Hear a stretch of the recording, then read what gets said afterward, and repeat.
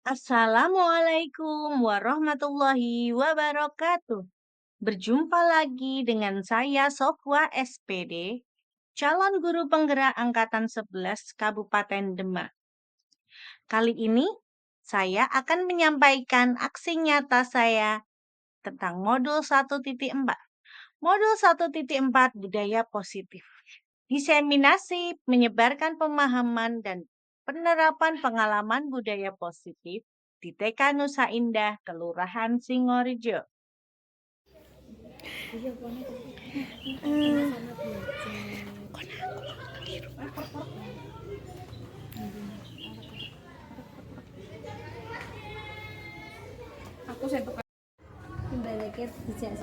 Selamat datang. Waalaikumsalam. Salaman dulu. Orang kita akan cepet anakku tepung turu kan anak bisa lagi gak bangun. Demam. Assalamualaikum warahmatullahi wabarakatuh. Selamat siang, salam sejahtera bagi kita semua. Kepada yang terhormat Ibu Kepala TK Nusa Indah, Ibu Sofwa SPD GM, juga selaku calon guru penggerak angkatan 11. Yang terhormat Ibu Kepala Sekolah TK Srikandi, Bunda Ima Nurmasari SPD. Yang terhormat Guru Senior TK Nusa Indah, Ibu Lisa Setiawati SPD. Serta yang saya hormati Ibu Guru TK Nusa Indah dan TK Srikandi yang hadir pada kegiatan ini. Pertama-tama, marilah kita panjatkan puji syukur kehadiran Allah SWT karena berkat limpahan rahmat serta kasih sayangnya kita bisa berkumpul di sini tanpa kekurangan suatu apapun. Pada hari ini saya selaku pembawa acara yang akan memandu jalannya kegiatan sosialisasi pengembasan atau diseminasi modul 1.4 mengenai dampak positif yang akan kita laksanakan di hari ini yang cerah sekali. Hadirin yang berbahagia, untuk mempersingkat waktu, saya akan membacakan urutan atau susunan acara pada siang hari ini. Acara yang pertama, pembukaan. Acara yang kedua, menyanyikan lagu Indonesia Raya. Acara yang ketiga, sambutan. Acara yang keempat, acara inti, dan selanjutnya bagian paling akhir adalah penutup. Ibu guru semuanya, demikianlah susunan acara sosialisasi yang akan berlangsung pada hari ini. Supaya lebih menghemat waktu, marilah kita mengawali acara ini dengan bacaan hamdalah bersama. Al-Hadiniyah wa alaniyatus solihah bibarakati Al-Fatihah.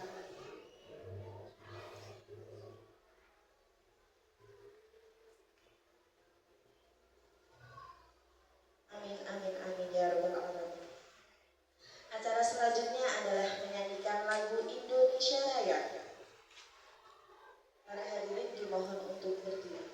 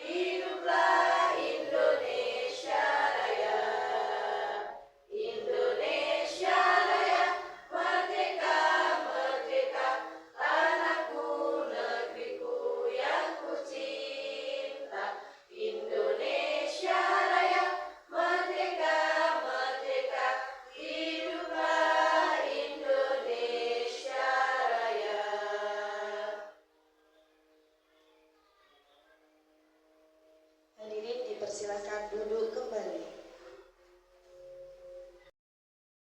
Para hadirin, acara selanjutnya adalah sambutan dari Ibu Risa Setiawati, SPD, selaku Guru Senior TK Nusa Indah. Waktu dan tempat kami persilakan.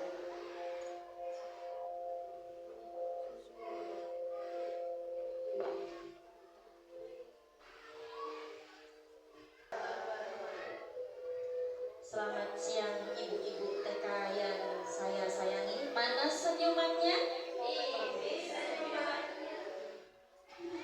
Yang saya hormati Ibu Kepala TK Sri Kandi, Ibu Ima Nurmasari SPD. Yang saya hormati Ibu Sofah selaku Kepala Sekolah sekaligus CGP Angkatan 11 Kecamatan Demak. Dan tak lupa Ibu Guru dari TK Sri Kandi dan TK Nusa Indah yang saya sayangi.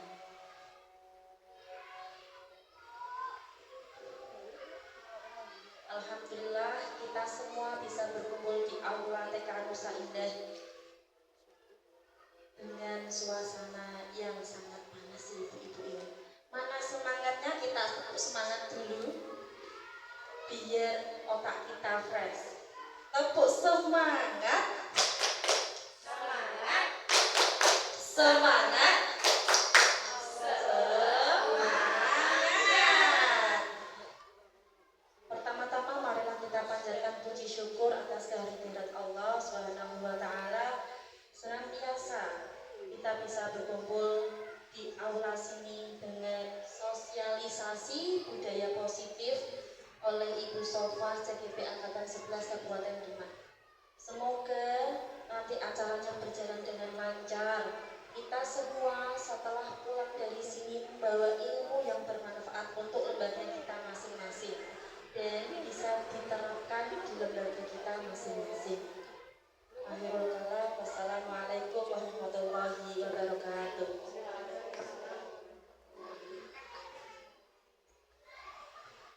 Terima kasih kepada Ibu Risa Setiawati SPD atas pesan-pesan yang telah disampaikan.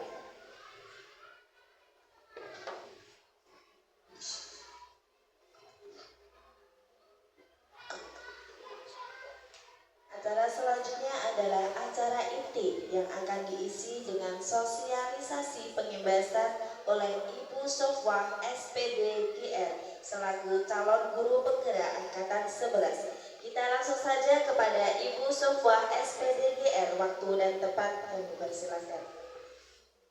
Terima kasih atas waktunya. Assalamualaikum warahmatullahi wabarakatuh.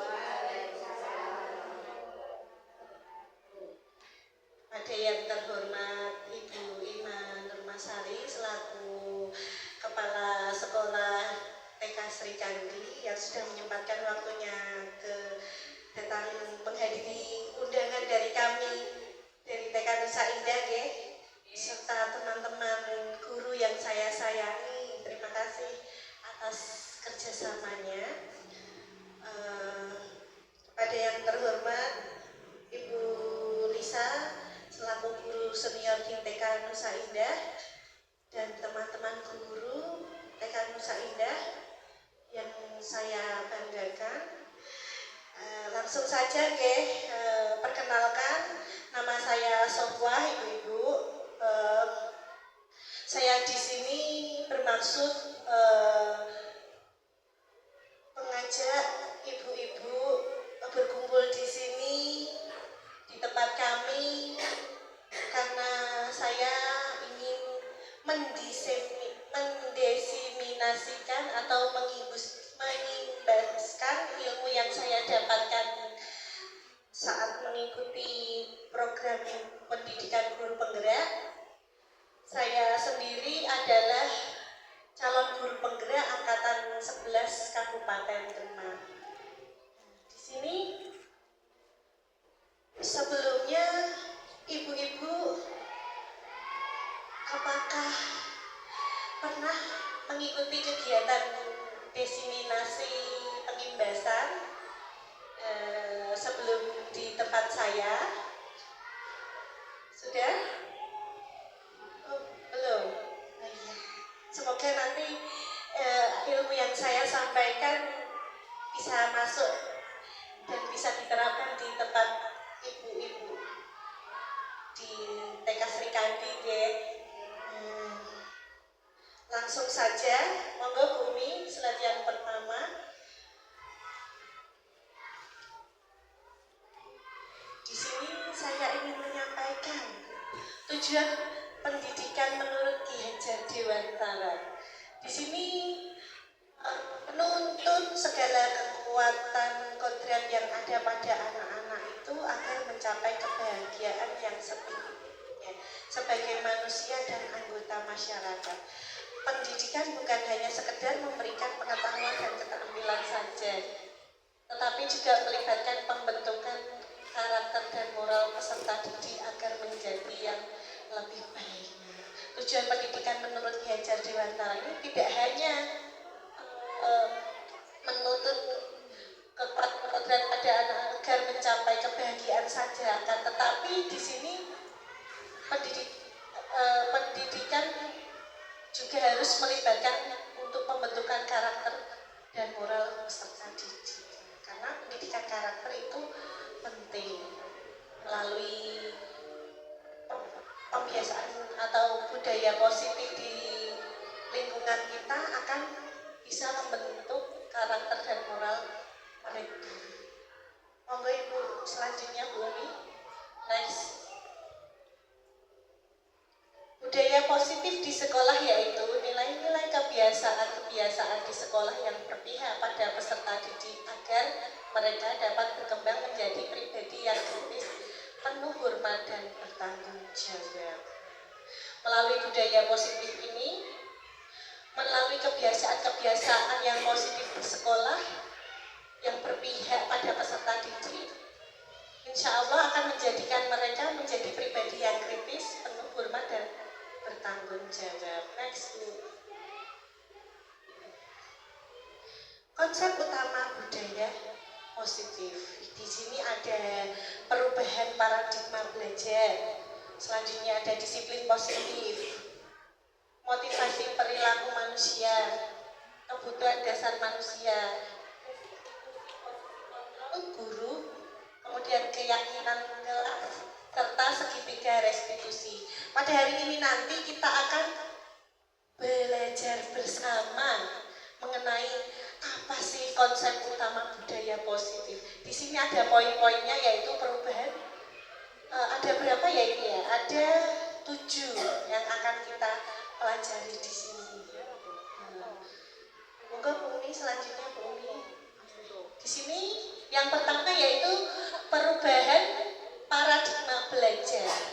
Perubahan paradigma belajar di sini berfokus pada guru menjadi pembelajaran, berfokus pada peserta didik atau yang dikenal dengan student centered learning sebagai pembelajaran yang berfokus pada anak.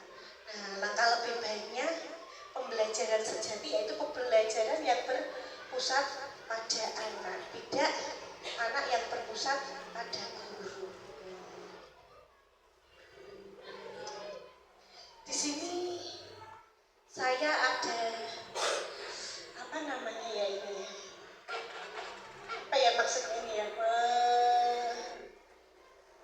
Gambaran. Ada gambaran, sebuah gambaran.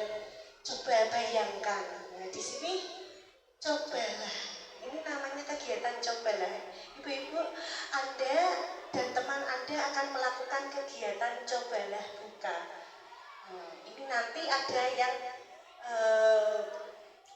kegiatan membayangkan ya ini ya. Anda adalah A. Yang tugas Anda adalah mengepalkan salah satu tangan Anda. Coba ibu-ibu coba membayangkan sebagai si A yang mengepalkan. Coba Anda bayangkan bagaimana Anda menyimpan sesuatu yang sangat berharga di dalam kepalan tangan Anda. Anda perlu menjaga benda tersebut sekuat tenaga Anda karena begitu pentingnya yang ada di kepalan tangan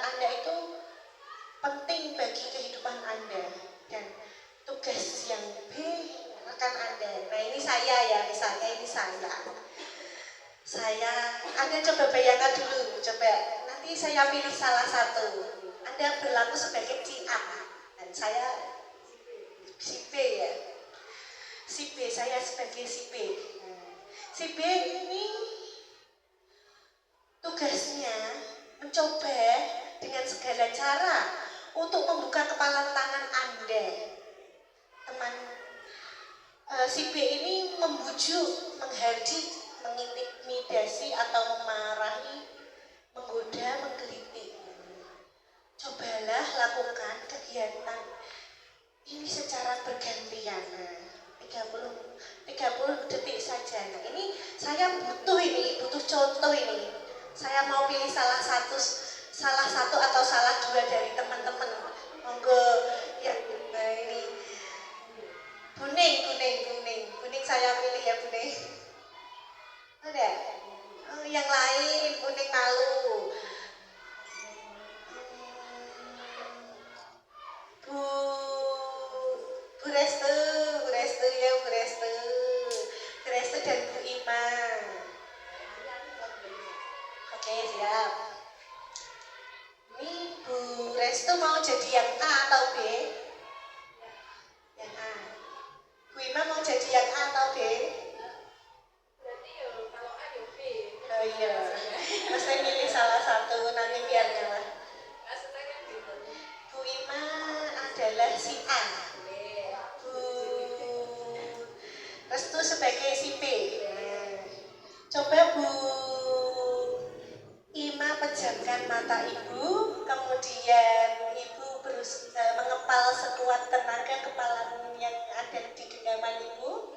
Kemudian tugasnya Bu Restu ini menjadi si B yang berusaha untuk mencoba membuka kepala tangannya Bu Ima. Bu Ima itu bayangin yang di kepala itu benar-benar berharga ya Bu. Entah itu apa yang dibayangkan jenengan, nanti bisa direfleksikan setelah ini ya. Nanti saya minta waktunya 30 detik. Kemudian setelah itu coba Ibu praktekkan dulu ya. Pejamkan mata. Tugasnya Bu Restu itu sebagai si B yang berusaha membuka, entah bagaimana caranya. Bu Restu boleh marah, Bu Restu boleh ngincem-ngincem.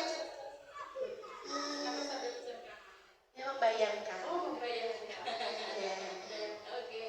Coba Bu. Bilang nggak mau ya nggak apa-apa, menolak perlawanan boleh, terserah.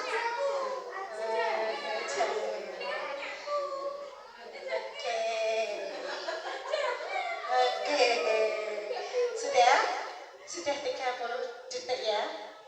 Kemudian sekarang apa yang Ibu Imam apa yang Ibu Imam bayangkan di sini? Ibu Ima ini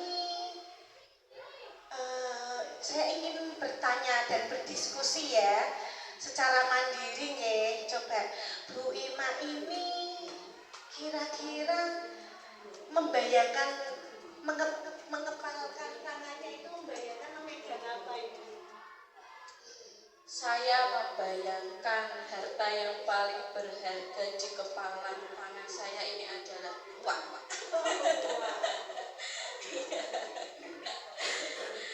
Kira-kira dengan cara yang dilakukan Bu Restu tadi berusaha membuka dengan cara memaksa Ibu, kira-kira apakah Ibu membuka kepala tangannya? Ya tidak, soalnya kan Punya saya. Punya jenengan. Iya. Kalau Ibu kira-kira kalau Ibu ini dirayu dengan disogok ya cara-caranya itu, kalau bahasa Jawanya itu dirayu, disuap dengan yang lebih berharga, kira-kira Ibu itu mau membuka kepala tangan Ibu ya? yang lebih berharga menurut dia sama saya kan berbeda. Nah, yang lebih berharganya itu apa dulu? Dan ibu itu kira-kira tergiur buatan dengan apa yang ini apa yang diinginkan oleh penulis itu? Tidak, iya tidak. Soalnya kan yang di depan mata itu kan sudah ada di kepala tangan saya. Walaupun itu harga nominal harganya itu lebih besar daripada apa yang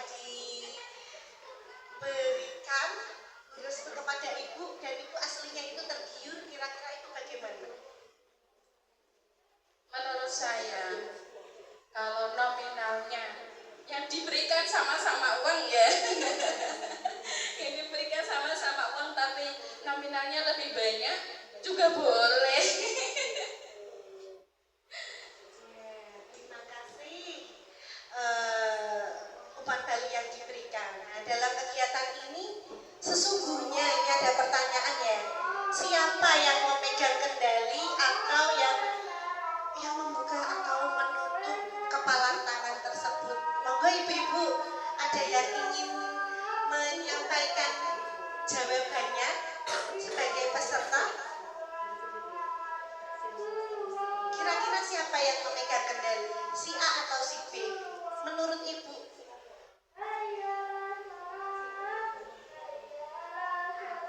Si A. Jadi dapat disimpulkan yang memegang kendali pada diri kita sendiri yaitu ya diri kita sendiri. Kita itu punya hak untuk hak untuk diri kita sendiri ya. Silakan, terima kasih, silakan duduk kembali ibu. Kemudian next Bumi, selanjutnya kita sendirilah yang memegang kontrol atas kepala tangan kita. Apakah kita bisa membuka atau menutup kepala tangan itu? Untuk itu tergantung pada diri kita masing-masing ya, kesimpulannya sesuai dengan kebutuhan dasar kita saat itu juga. Next Bumi. Nah, di sini ada yang namanya teori kontrol. Makna kontrol menurut Dr. William Glasser adalah ilusi guru mengontrol murid. Kemudian ilusi bahwa semua penguatan positif efektif dan bermanfaat. Ilusi bahwa kritik dan merasa bersalah dapat. Ilusi bahwa orang dewasa memiliki hak untuk memaksa menguatkan karakter. Ilusi bahwa orang dewasa memiliki hak untuk memaksa. Kalau memaksanya positif ya. Selanjutnya, perubahan paradigma stimulus respon teori kontrol. Siapa yang sesungguhnya memiliki kontrol? Untuk stimulus respon sendiri, kita mencoba mengubah agar berpandangan sama dengan kita. Tetapi menurut teori kontrol, kitalah sendiri yang berusaha memahami pandangan orang lain tentang dunia. Selanjutnya, perilaku buruk dilihat sebagai suatu kesalahan. Itu menurut stimulus respon. Akan tetapi menurut teori kontrol sendiri di sini semua perilaku memiliki tujuan. Orang lain bisa mengontrol saya. Itu menurut stimulus respon. Tetapi kalau menurut teori kontrol hanya Anda yang bisa mengontrol diri Anda sendiri. Kemudian kalau dari stimulus respon saya bisa mengontrol orang lain, Anda tidak bisa mengontrol orang lain menurut teori kontrol. Selanjutnya, pemaksaan ada pada saat bujukan gagal. Tetapi kalau menurut teori kontrol, kolaborasi dan konsensus menciptakan pilihan-pilihan baru. Model berpikir menang atau kalah menurut stimulus respon. Tetapi di teori kontrol, model berpikir menang. Selanjutnya Bumi. Apakah makna disiplin? Makna disiplin berasal dari bahasa Latin, yaitu disciplina, yang artinya belajar.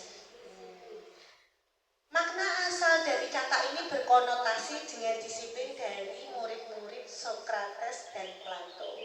Disiplin diri membuat orang menggali potensinya menuju sebuah tujuan apa yang dia hargai. Namun dalam budaya kita, makna kata disiplin telah berubah menjadi sesuatu yang dilakukan seseorang pada orang lain untuk mendapatkan kepatuhan.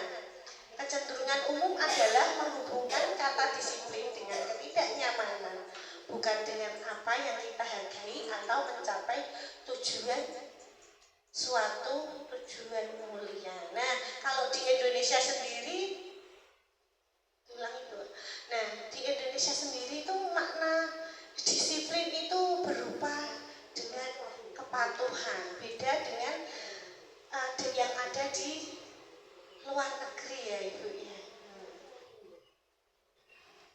Disiplin yang di Indonesia itu memiliki arti ketidaknyamanan, ketegasan, dan suatu paksaan, biasanya berunsur suatu paksaan, bukan dengan apa yang kita hargai atau pencapaian suatu tujuan yang mulia. Ya, selanjutnya Bumi, next. Disiplin adalah kemampuan memerintah diri sendiri dalam mengontrol dan menguasai diri untuk memilih tindakan yang mengacu pada nilai-nilai yang kita hargai dengan penuh tanggung jawab tanpa perintah orang lain.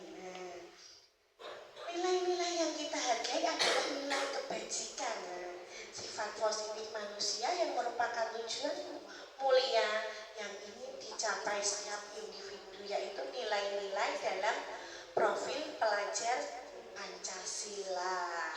Ibu-ibu sendiri tahu isian dari profil pelajar Pancasila? Ada berapa ibu-ibu?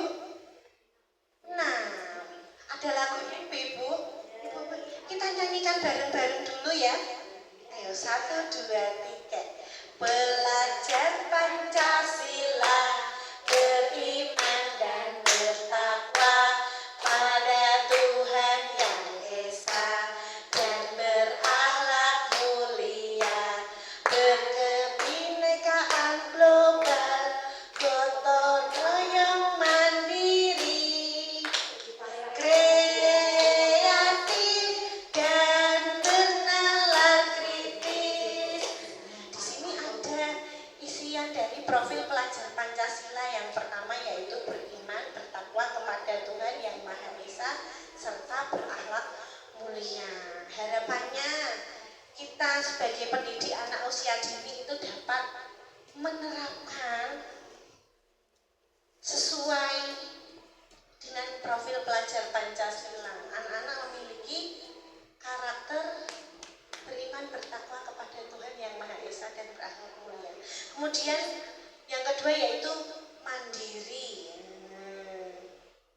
Di sini anak-anak itu di usia dini, kenapa anak-anak itu disekolahkan sedini mungkin di PAUD? Nah, di sini agar melatih anak-anak itu mandiri. Selanjutnya itu bernalar kritis melalui belajar seraya bermain. Di pendidikan anak usia dini, anak-anak dapat bernalar kritis. Kemudian berkebinekaan global. Di sini berkebinekaan global. Kalau kegiatan kita berdiferensiasi di sekolah sendiri mengadakan yang namanya kegiatan P5, itu biasanya itu menerapkan ada yang namanya kegiatan berwirausaha pada anak. Di situ ada nyambungnya itu nanti poinnya itu masuk berkebinekaan global. Dan ini di sini selanjutnya yaitu bergotong royong melalui permainan kompetisi dapat belajar bergotong royong pada. Kemudian kreatif. Ya, next Bu, selanjutnya. Tujuan mulia dari penerapan disiplin positif adalah agar terbentuk murid-murid yang berkarakter, berdisiplin, santun, jujur, peduli, bertanggung jawab, dan merupakan pembelajar sepanjang hayat sesuai dengan standar kompetensi kompetensi lulusan yang diharapkan. Next Bu, di sini ada teori motivasi perilaku manusia. Ada 3 ibu-ibu. Teori motivasi perilaku manusia itu ada 3. Yang pertama yaitu motivasi internal. Internal itu terdapat pada diri kita sendiri. Kemudian motivasi eksternal. Eksternal itu dukungan dari luar atau dukungan dari lingkungan sosialnya. Bisa dimix, itu ada teori motivasi internal dan eksternal. Dua-duanya kadang bisa dijadikan satu. Yaitu di sini ada motivasi eksternalnya untuk menghindari ketidaknyamanan atau hukuman apa yang akan terjadi apabila saya melakukannya. Itu dukungan dari luarnya, ya motivasi dari orang lain, ya, bagaimana caranya. Selanjutnya yaitu untuk mendapatkan imbalan dari orang lain atau institusi. Apa yang akan saya dapatkan apabila saya melakukannya? Biasanya itu motivasi internal apa eksternal ibu-ibu? Berupa imbalan. Imbalan yang memberikan siapa? Orang lain, berarti itu motivasi eksternal. Untuk menghargai, selanjutnya untuk menghargai diri sendiri, saya akan menjadi orang yang seperti apa apabila saya melakukannya. Berarti itu timbul dari dalam hati, dari dalam diri kita sendiri. Berarti itu motivasi apa ibu-ibu? Internal. Ini tujuan disiplin positif ada di dalam poin ketiga ini. Ya, next Bu Umi selanjutnya. Ada sebuah kasus. Contoh kasusnya. Iva kurang menguasai pelajaran matematika. Ini harap diperhatikan ya ibu-ibu, coba nanti dijawab menurut gagasan ibu-ibu ya. Iva kurang menguasai pelajaran matematika, sehingga pada saat pelajaran tersebut berlangsung, dia lebih banyak berdiam diri atau menggambar di buku pelajarannya. Pada saat itu guru matematikanya Pak Seno menanyakan pertanyaan kepada Iva. Kemudian Iva menjadi gugup dan tak sengaja menjatuhkan tasnya dari kursi, serta tiba-tiba menjadi gagap pada saat berupaya menjawab. Seluruh kelas pun tertawa melihat perilaku Iva yang bicara tergagap dan terkejut tersebut. Pak Seno pada saat itu membiarkan teman-teman Iva menertawakan Iva yang tergagap dan malu luar biasa. Dan malahan Pak Seno meminta Iva untuk maju ke depan dan berdiri di depan kelas sambil menunjuk hidungnya. Karena tidak bisa menjawab pertanyaan dari Pak Seno, kelas pun makin gaduh dan anak-anak pun tertawa melihat Iva di depan kelas memegang ujung hidungnya. Nah, dihukum mau memegang ujung hidungnya. Apakah Anda, ibu semuanya sekalian yang ada di sini, setuju dengan tindakan Pak Seno terhadap Iva? Mengapa? Nah, di sini ada pertanyaan ibu-ibu yang harus ibu-ibu jawab. Menurut Anda, tindakan Pak Seno terhadap Iva adalah sebuah hukuman atau konsekuensi? Mengapa? Ada yang ingin menjawab pertanyaan dari yang saya contohkan di presentasi hari ini? Coba ada yang ingin menyampaikan ide dan gagasannya, ibu-ibu? Bu Resita, silakan, boleh angkat tangannya, tidak apa-apa. Menurut ibu-ibu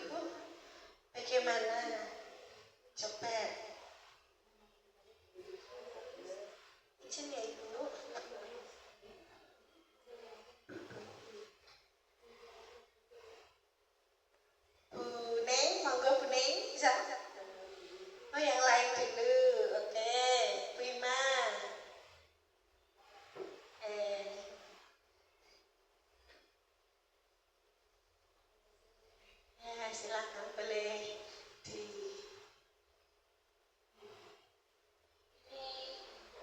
apakah Ibu Ima itu setuju dengan apa yang dilakukan Pak Seno terhadap Iva muridnya? Iva nilai matematikanya enggak. Iva itu ceritanya kurang bisa menguasai pelajaran matematika. Akan tetapi Iva itu di dalam kelas itu kurang fokus, terdiam karena moodnya itu nggak seneng matematika ya. Dia asik dengan dunianya sendiri dengan cara menggambar di buku pelajarannya. Tetapi Pak Seno itu mungkin melihat gerak-geriknya si Iva ini, kemudian ketika Iva ditanya Pak Seno, kemudian si Iva ini gugup dan tidak sengaja dia menjatuhkan tasnya dan dari kursi, kaget lah ceritanya di situ. Tapi Iva gagap, tiba-tiba gagap dan berupaya untuk menjawab. Tapi seluruh kelas itu tertawa melihat si Iva dengan kegagapannya tersebut. Gagapan lah ceritanya seperti itu. Tetapi Pak Seno malah membiarkan teman-temannya menertawakannya, dan malah Pak Seno itu meminta Iva maju ke depan untuk menunjuk hidungnya berdiri di depan kelas. Begitu Ibu. Menurut saya dengan tindakan Pak Seno terhadap Iva itu tidak setuju. Karena yang pertama, jika si Iva itu ditertawakan, malah ditertawakan temannya, tapi malah Pak Senonya membiarkan gitu. Jadi berarti kan nanti mental si anak tersebut tambah down. Nah, seharusnya kalau menurut saya itu nanti kan bisa ditegur setelah kegiatan selesai, dan diberitahu secara pribadi di ruangnya, nanti supaya ditanya kenapa kamu kok tidak suka dengan matematika, ada apa, nanti bisa Pak Senonya bisa bantu, misal tidak suka karena tidak bisa, nanti kan Pak Senonya kan bisa bantu si anak tersebut pelan-pelan, anaknya sampai paling enggak ya tidak sampai menyukai tapi bisa gitu. Jadi tidak harus anak tersebut menjadi membenci atau tidak suka dengan pelajaran matematika tersebut. Menurut saya begitu. Ada yang ingin menanggapi yang lainnya? Bu Neng? Oh gitu. Yang lain? Bu Lisa? Ingin menanggapi menurut Ibu? Oh, buatan Bumi? Atau Bu MC? Sudah. Ya, cukup bagus apa yang sudah diutarakan oleh Bu Ima. Terus menurut Bu Ima, tindakan Pak Seno terhadap si Iva ini sebuah hukuman atau konsekuensi?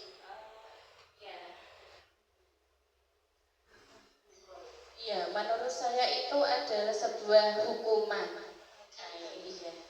Kalau teman-teman setujunya itu hukuman atau konsekuensi? Hukuman, karena disuruh maju tadi, menunjuk hidungnya, berdiri di depan teman-teman. Ya, membuat mental si Iva ini down ya. Oke, terima kasih atas jawabannya, sangat menarik Ibu. Kasih tepuk tangan dong.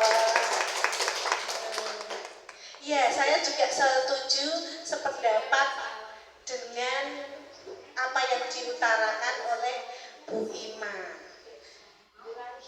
Selanjutnya Bumi, di sini ada yang dinamakan perbedaan antara hukuman, konsekuensi, dan restitusi. Nah, hukuman itu bersifat tidak terencana atau tiba-tiba. Oh iya, emosi duluan ya Bu ya, menurut Bunding gitu. Anak atau murid tidak tahu apa yang akan terjadi dan tidak dilibatkan. Itu satu orang pendidik, misalnya pendidik tiba-tiba sudah memang kurang menyukai ya tiba-tiba memberi hukuman tanpa ada kesepakatan sebelumnya. Terus hukuman itu bersifat satu arah dan hukuman yang diberikan bisa berupa fisik maupun psikis. Contohnya tadi menurut ibu-ibu tadi hukuman yang diberikan kepada Iva oleh Pak Sinten Wau? Pak Sena itu kira-kira berupa fisik atau psikis? Dua-duanya. Apakah Pak Sena memukul Iva?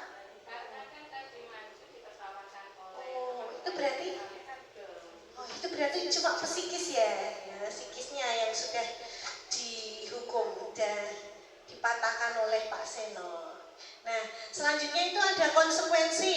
Di sini konsekuensi sendiri yaitu sudah terencana atau sudah disepakati. Nah, di sini dibuat oleh guru, pihak sekolah, dan murid sudah mengetahui sebelumnya konsekuensi yang diterima bila ada pelanggaran, ada kesepakatan ya berarti ya. Kemudian konsekuensi biasanya diberikan berdasarkan suatu data.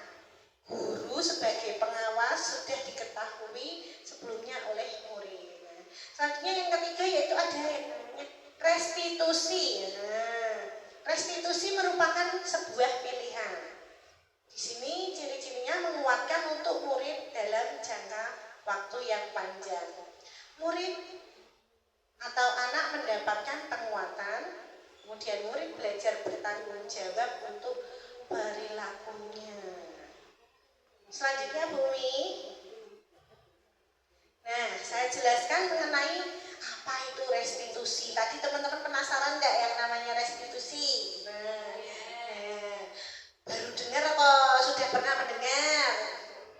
Baru dengar. Nah, restitusi adalah proses menciptakan kondisi bagi murid untuk memperbaiki kesalahan mereka sehingga mereka bisa kembali pada kelompok mereka dengan karakter yang lebih kuat menurut Gosen di tahun 2004. Restitusi juga adalah proses kolaboratif yang mengajarkan murid untuk mencari solusi untuk masalah dan membantu murid berpikir tentang orang seperti apa yang mereka inginkan dan bagaimana mereka harus memperlakukan orang lain. Ini menurut Chelsea Gosen di tahun 1996.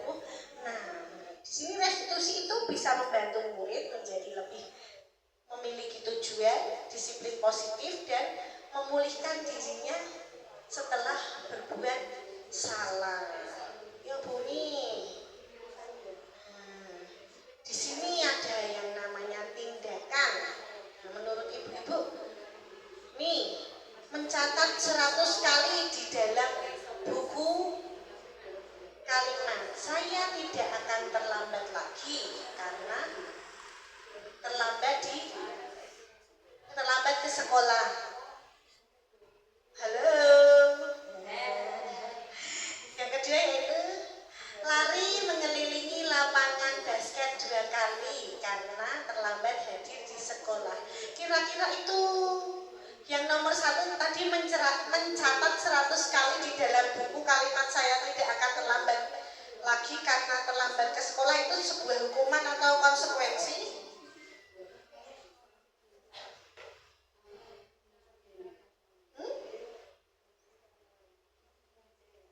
Hukuman atau konsekuensi ibu-ibu?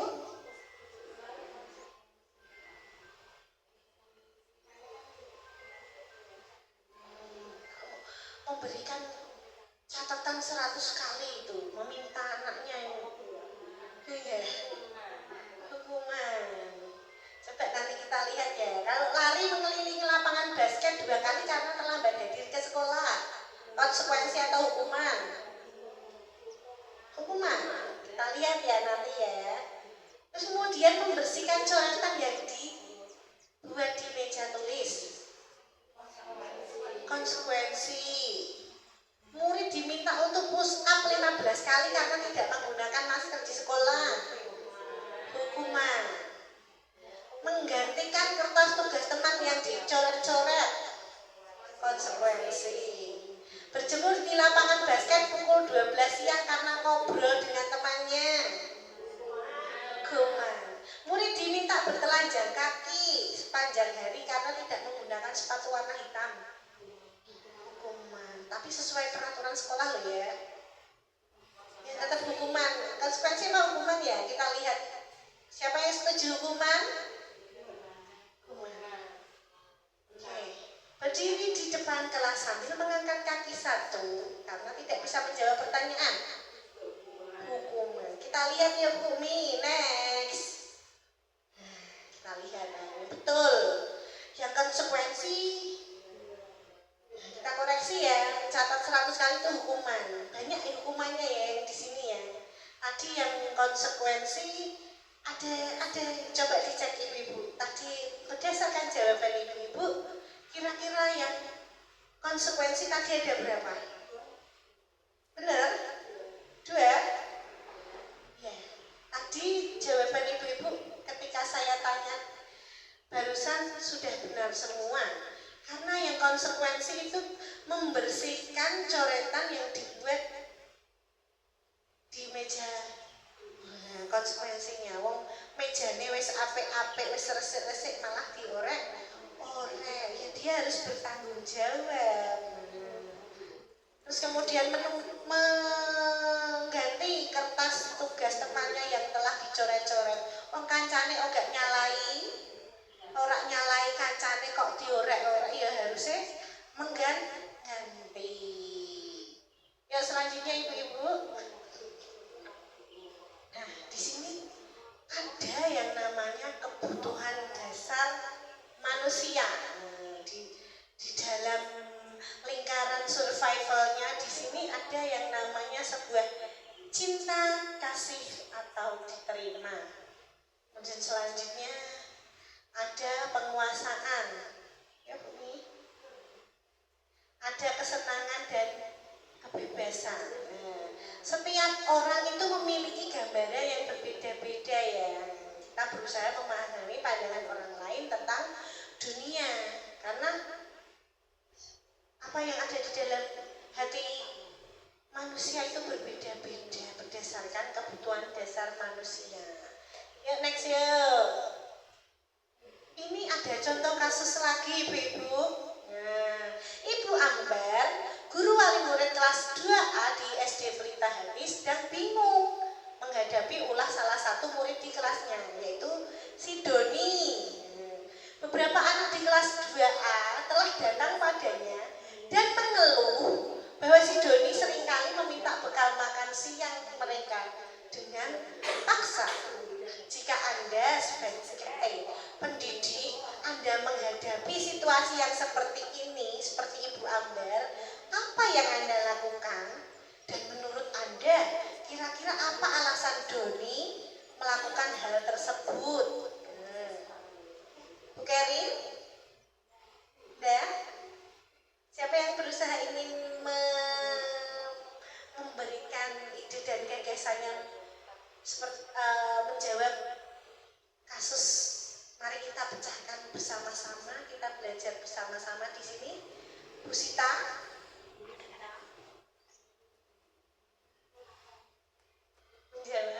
berusaha menjawab. Siapa yang monggo Bu? Bu Restu? Ya, monggo ditelaah dulu kasus dari Ibu Ambar ini. Menurut ibu-ibu, jawab bareng-bareng nggak apa-apa. Kalau ada yang ingin mengutarakannya, silahkan boleh diutarakan. Bunda Neng.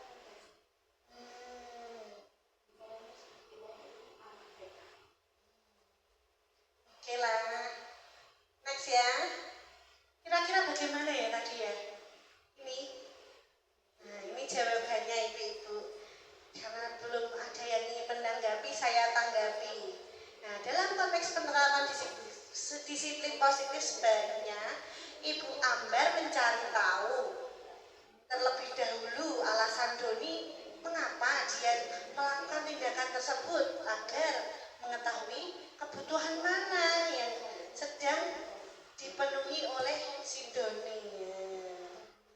Menurut survivalnya Doni itu lapar dan orang tuanya itu tidak membawakan bekal makan siang. Kemudian love and belongingnya teman Doni jadi memperhatikan si Doni, nggak tega lihat Doni itu. Terus kekuatannya atau powernya Doni merasa hebat karena temannya takut dan memenuhi keinginannya, karena belas kasihan tadi ya si Doni itu lapar. Nah, si Doni freedomnya ini Doni bosan dengan makanan yang dibawakan ibunya. Bisa jadi Doni itu bosan, makanya Doni nggak mau bawa bekal dari rumah. Kemudian kesenangannya atau fun, Doni hanya iseng, hanya ingin melihat wajah teman-temannya yang kelihatan kesal. Kalau jajannya diminta terus, ya kira-kira nyaman boten ya? Nggak nyaman. Yuk next Bumi, selanjutnya. Restitusi adalah proses menciptakan. Nah ini next Bumi, ini sudah Bumi, tadi Bumi. Nah, di sini kita belajar tadi apa namanya? Dalam sebentar ya.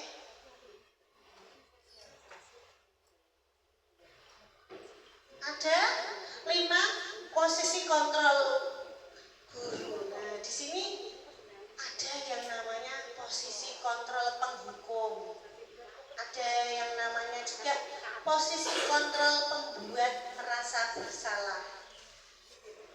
Yang ketiga itu posisi kontrol teman. Yang keempat itu posisi pemantau. Yang kelima yaitu posisi manajer. Nah, ibu-ibu sudah tahu belum posisi kontrol ini? Penghukum itu seperti apa? Pembuat merasa bersalah itu yang seperti apa? Terus posisi kontrol teman itu yang seperti apa? Pemantau itu seperti apa? Manajer itu seperti apa? Sudah tahu?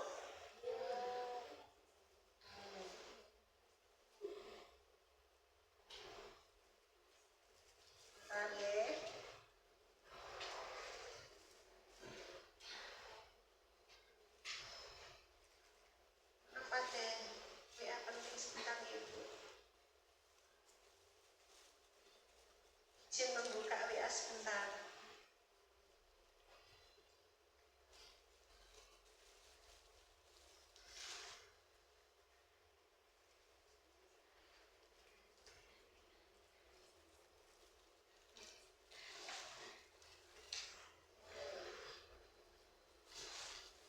Oke, terima kasih atas waktunya memberikan kesempatan saya untuk membuka WA sebentar ya.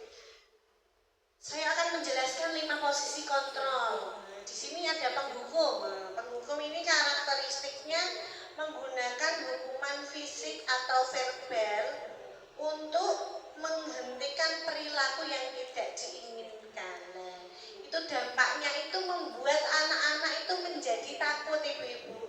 Saya izin duduk ya Bu ya, karena ibu hamil jadi ini capek berdiri terus. Terus kemudian siswa pun juga menyimpan dendam terhadap guru dan tidak belajar dari kesalahannya. Konsekuensinya yaitu hubungan guru dan siswa menjadi buruk, iklim kelas menjadi tegang dan siswa mungkin akan mengulangi perilaku yang sama di kemudian hari.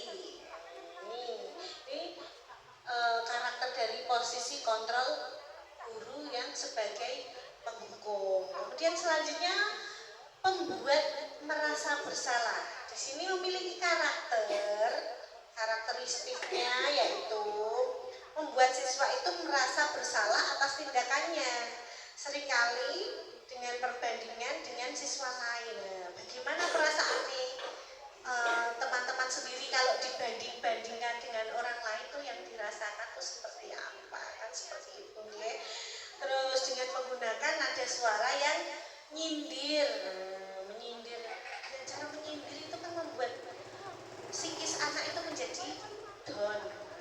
Itu dampaknya ya anak merasa rendah diri, tidak percaya diri dan sulit memperbaiki diri. Konsekuensinya siswa menjadi kurang motivasi untuk belajar prestasi. Yang ketiga yaitu posisi kontrol teman.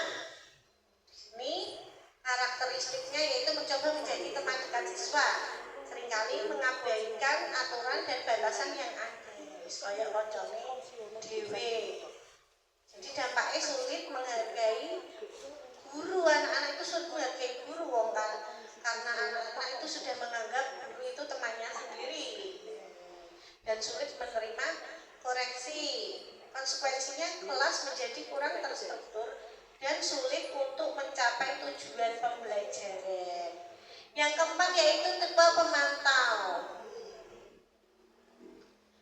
Tipe pemantau sendiri di sini yaitu selalu mengawasi setiap tindakan siswa, merasa perlu mengontrol setiap situasi. Dampaknya siswa merasa tidak dipercaya atau tidak bebas untuk bereksplorasi. Konsekuensinya siswa menjadi kurang mandiri dan kreatif. Selanjutnya yaitu 5 posisi kontrol manager. Posisi kontrol manager ini posisi yang menurut saya itu posisi yang terbaik di antara 4 posisi kontrol sebelumnya. Karena posisi manajer itu paling efektif membentuk dan membangun disiplin positif di kelas. Posisi ini memungkinkan guru untuk membangun hubungan yang positif dengan siswa sambil tetap menjaga ketertiban dan disiplin di dalam kelas. Next Bumi. Ya Bu, next semawon. Ini ada pernyataan-pernyataan dari siapa yang mengatakan nih. Ada kata-kata seperti ini pernyataan nih. Saya kecewa sekali denganmu. Ini biasanya itu 5 posisi kontrol yang cenderung seperti itu tuh yang membuat orang merasa bersalah. Itu posisi kontrol membuat orang merasa bersalah. Terus kemudian kamu tidak pernah benar melakukannya. Tuh, senengnya nyalah-nyalah. Oke, di situ yang tepat adalah posisi kontrol menghukum. Biasanya senengnya nyalah-nyalah. Oke. Ayolah, lakukan demi kebaikan ibu dan bapak. Sedikit memaksakan ya biasanya nek sama teman biar agar ada rasa elo-elo itu yang mengatakan yaitu posisi kontrol teman. Selanjutnya, apa kamu mau mendapat stiker bintang hari ini? Biasanya dengan reward. Biasanya pemantau itu pantau dipacu ben tambah semangat. Bagaimana kamu bisa menyelesaikan masalah ini? Nah, pernyataan itu diutarakan posisi kontrol manager, memberikan kalimat pemantik agar anak juga berusaha untuk berpikir sendiri di situ ya. Kamu selalu yang paling terakhir. Itu kalau kamu kata-kata kamu selalu yang paling terakhir itu kira-kira bagaimana Ibu?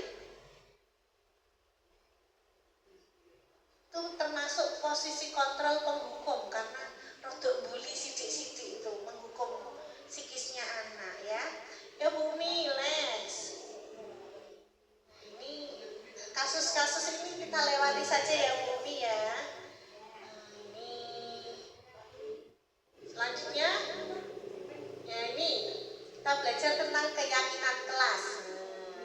Keyakinan kelas adalah nilai-nilai kebajikan atau prinsip-prinsip universal yang disepakati bersama secara universal, lepas dari latar belakang suku, negara, bahasa maupun agama. Menurut Gossen, tahun 1998, sesuai keyakinan akan lebih memotivasi seseorang dalam dirinya sendiri atau intrinsik. Seorang yang akan lebih bersemangat untuk menjalankan keyakinannya daripada hanya sekedar mengikuti serangkaian peraturan. Next, Bumi. Nah, pembentukan keyakinan kelas di sini. Keyakinan kelas bersifat abstrak daripada peraturan yang lebih rinci dan konkret. Nah, keyakinan kelas sama peraturan kelas itu berbeda ya, teman-teman. Ya, itu kalau keyakinan kelas itu lebih rinci dan konkret. Kemudian keyakinan kelas berupa pernyataan-pernyataan yang universal. Pernyataan keyakinan kelas senantiasa dibuat dalam bentuk positif. Keyakinan kelas hendaknya tidak terlalu banyak sehingga mudah diingat dan dipahami. Di sini semua warga kelas sebaiknya ikut berkontribusi dalam membuat kegiatan kelas lewat curhat pendapat. Lewat curah pendapat. Ada usulan-usulan dari pendapat bersama di sini ya. Adakan forum dulu. Bersedia meninjau kembali keyakinan kelas dari waktu ke waktu. Tiap waktu ke waktu ditinjau kembali, sekiranya ada revisi bisa diubah seperti itu. Monggo Bumi next. Nah, ini kita lihat ya. Peraturan, ada peraturan. Bedanya peraturan dan keyakinan kelas. Nah, ini bedanya nih di sini. Kalau peraturan kelas selalu ini ada contohnya, selalu kembalikan buku ke tempatnya. Di situ keyakinan kelasnya atau nilai yang dituju yaitu tanggung jawabnya, bertanggung jawab mengembalikan buku pada tempatnya. Kemudian dilarang mengganggu orang lain. Nah, di situ keyakinan kelas atau nilai yang dituju adalah apa itu? Menghormati orang lain dan diri sendiri. Kan orang mengganggu orang lain, nyaman enggak kalau diganggu? Nah, makanya kita itu tidak pengen diganggu ya jangan mengganggu. Hadir di sekolah 15 menit sebelum pembelajaran dimulai. Nah, kira-kira itu keyakinan kelas atau nilai yang dituju apa itu? Komitmen ya, komitmen kepada orang lain atau komitmen pada diri kita sendiri. Kalau kita nggak punya komitmen ya mau jadi apa untuk kedepannya? Ya. Dilarang melakukan kekerasan. Nah, itu untuk apa? Keyakinan kelasnya. Untuk keselamatan juga menghormati orang lain. Dilarang menggunakan narkoba. Untuk kesehatan. Bergantian atau menunggu giliran. Ya, melatih kesabaran. Menggunakan masker. Kesehatan dan keselamatan. Jangan berlari di kelas atau koridor. Kira-kira apa itu? Iya, keamanan dan keselamatan. Next, Bumi. Nah, ini ada contoh-contoh poster atau keyakinan kelas. Seperti apa yang kita pernah lakukan ya untuk guru-guru TK Nusa Indah. Mungkin di sekolahnya Bu Nik atau Bu Ima sendiri sudah pernah melakukan yang kegiatan yang menggunakan kertas buram dan kartu post-it untuk membuat keyakinan kelas, Bu? Oh belum. Oh rencana. Oh mau diterapkan di sekolah. Kalau di Nusa Indah alhamdulillah kemarin sudah terlaksana ya. Ada bahannya ini. Kok ada bahannya kertas post-it seperti ini nih. Ini. Nanti teman-teman gini nanti bisa ditempelkan ya seperti itu ya teman-teman ya. Kemudian ada poster, ini poster kita bisa buat dari aplikasi Canva ya.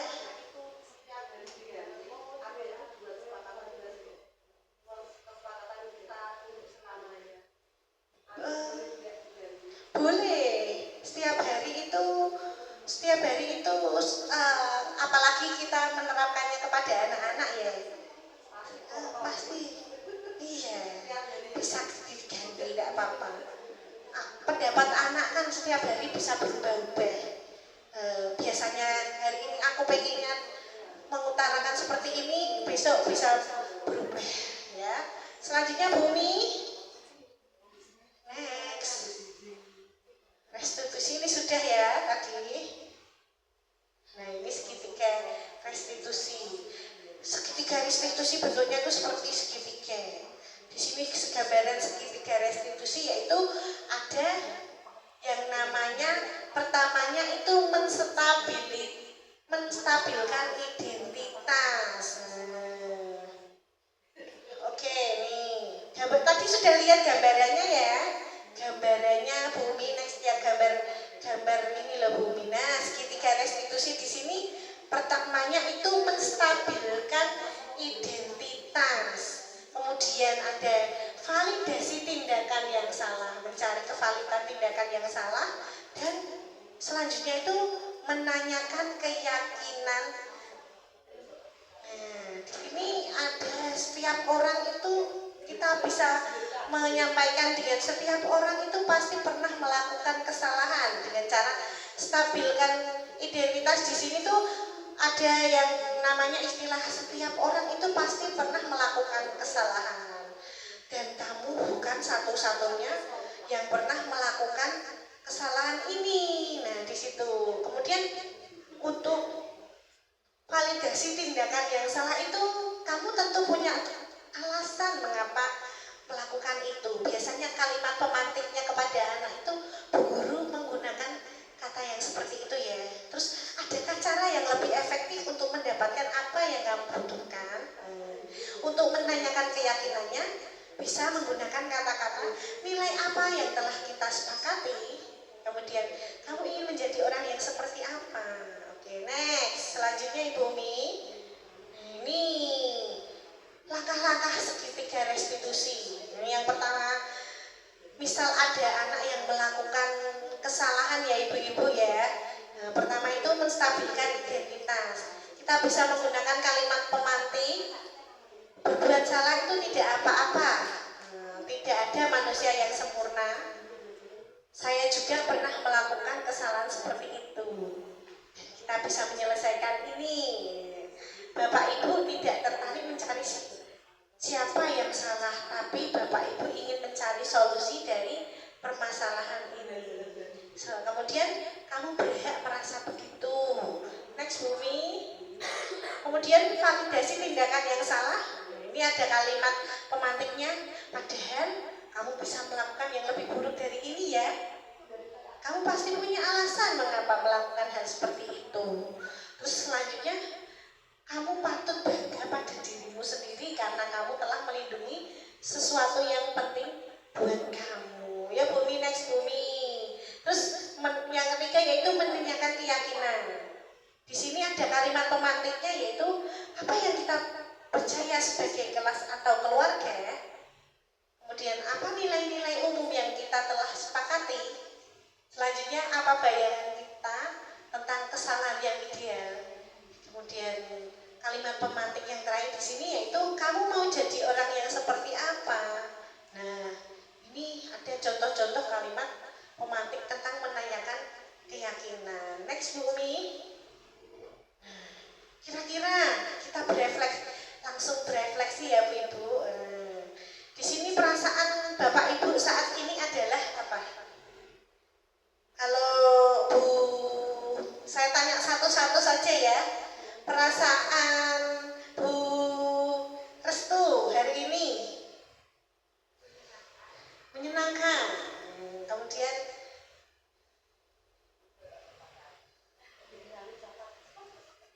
Halo, perasaan saya hari ini adalah was-was. kenapa was-was? Gini, kan saya punya putri lagi tidak enak badan di rumah, tidak ada Yang ya nanti setelah ini boleh izin ya Ibu ya. Terus selanjutnya Bu Sita, Bunda Sita. Saya menyatakan Ibu ini Ibu siapa namanya lupa saya. Ibu Ana. Senang. Ya,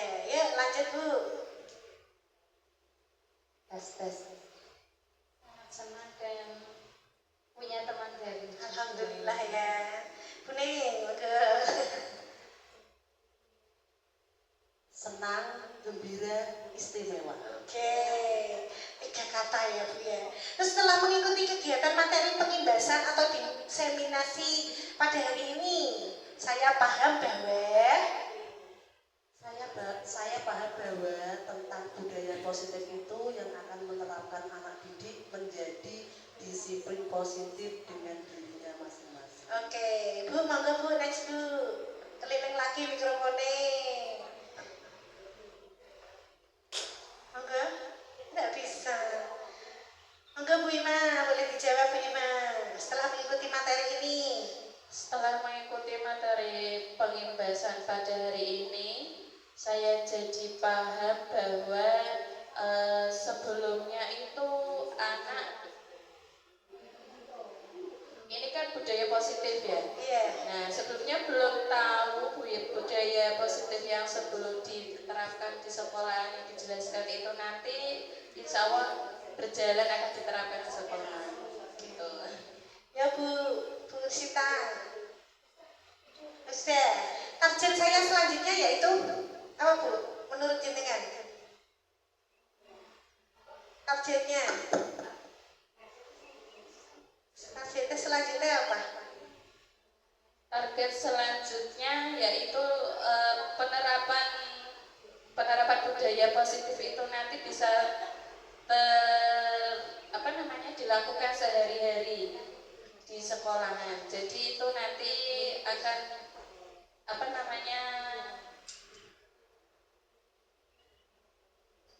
berkesinambungan berkesinambungan nanti sampai dewasa. Oke, terima kasih. Selanjutnya Bu Umi. Ini ada foto kegiatan. Tapi nuwun sewu ini tadi sudah saya coba untuk diputar. Tidak bisa. Saya putarkan lewat laptop sebentar. Nah, ini ada kegiatan main. Ini ada kegiatan main. Cublek-cublek suweng ini kegiatan. Nggak bisa diputar di situ, nggak mau muncul.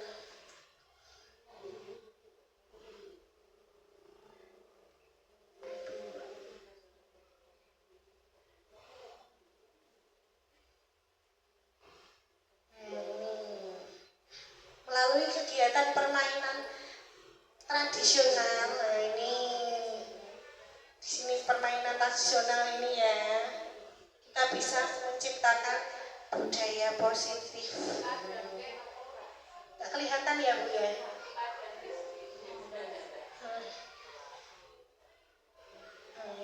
Kegiatan cublek-cublek suweng. Ada lagi yang masih banyak, karena kita mempersingkat waktu. Nanti saya kirim lewat WA.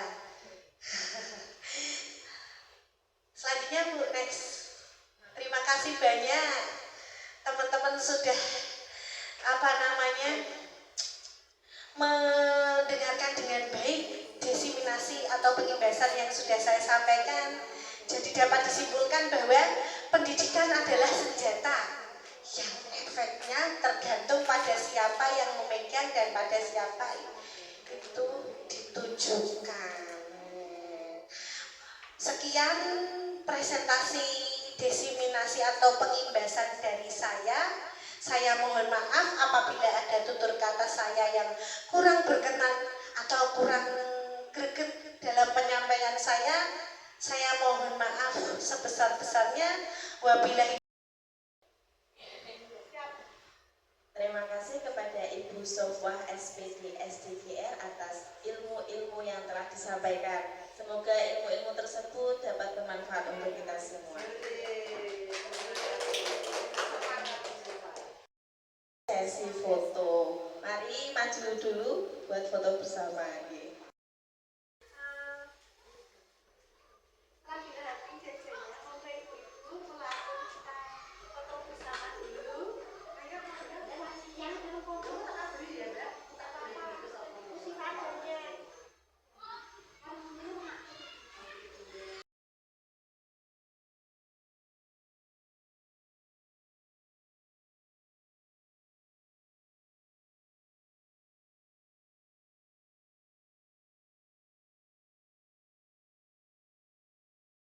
Yang berbahagia, acara demi acara telah kita lalui bersama pada siang hari ini.